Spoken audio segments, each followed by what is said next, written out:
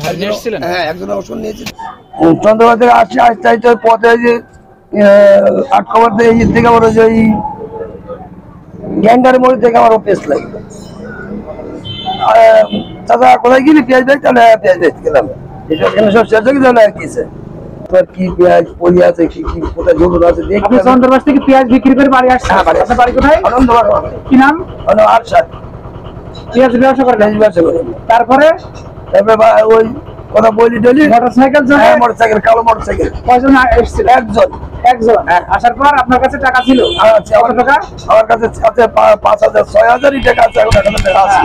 তারপরে ওরা কি বললো? যে ও আসলে ইংরেজি বলছি, এই ফকির পাড়ার ওই মোড়ে রূপ পারে এসে বললো দাঁড়া নাকি না, আমি খাবার নেবো 3 বস্তা দেন, তাহলে আমি 7 বস্তা নিয়ে যাবো।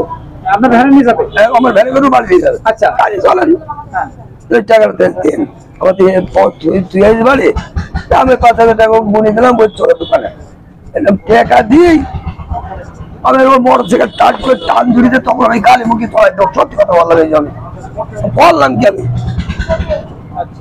আমার অবস্থা। এই ব্যবসার উপরে আপনার সংসার? আমার সংসার।